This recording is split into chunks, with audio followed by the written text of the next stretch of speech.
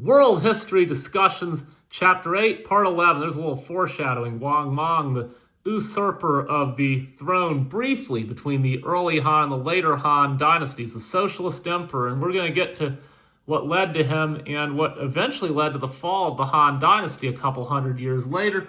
But here we go. So basically, we talked about all the technology and about defeating the Xiongnu Confederacy and all of that.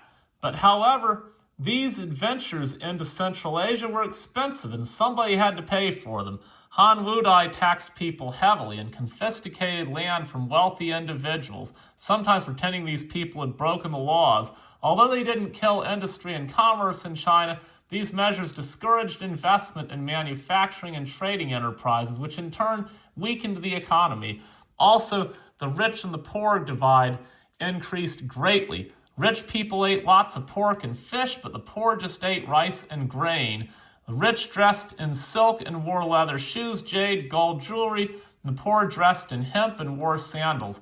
By the end of the 1st century BCE, peasants in hard-pressed regions started rebellions in hope of gaining access to more resources. Meanwhile, poor harvests, high taxes, and crushing burdens of debt forced small landowners to sell their land and pay off a debt. Occasionally, they even sold themselves or their family into slavery. Owners of large estates not only increased the size of their holdings, but also increased their efficiency by employing cheap labor, be it from slaves or tenant farmers. This enriched the owners of the land at the expense of those who tilled the land, and by the end of the 1st century BCE, a small number of individuals owned vast estates, but the majority of peasants led difficult lives with little chance of improvement.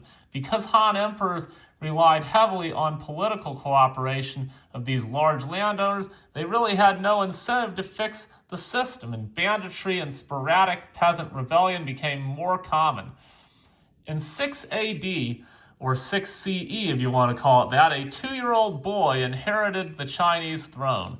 Because the boy was unable to govern, Wang Mang served as his regent. And that was that picture I showed you at the beginning of this discussion.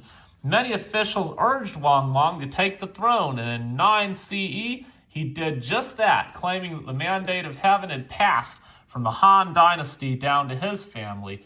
Wang Mang is considered the socialist empire because of his reforms, most important which was redistribution of the land. He placed limits on how much land one person could own and ordered his officials to break up huge estates and redistribute that land to landless peasants. Sounds like Mao Zedong. However, despite his good intentions, he was not well prepared to carry out these policies.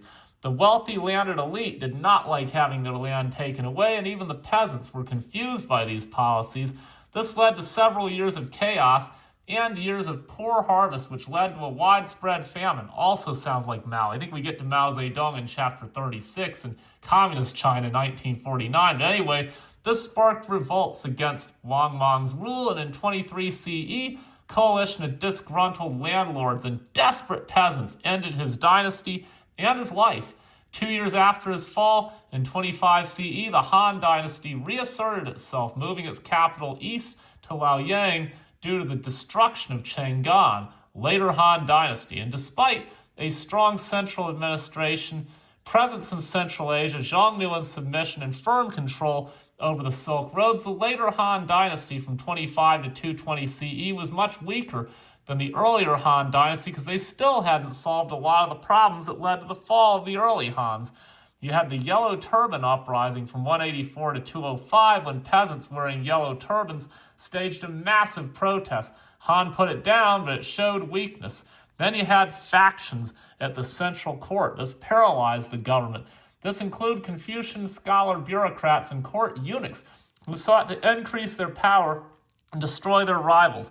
In 189 CE, a faction led by imperial relatives slaughtered over 2,000 beardless eunuchs to try to destroy eunuchs as a political force. And finally, in 220 CE, the Han government disintegrated and China split into regional kingdoms. It'd be nearly 400 years before China would unify again in 589 under the Sui dynasty. And that's where this chapter ends.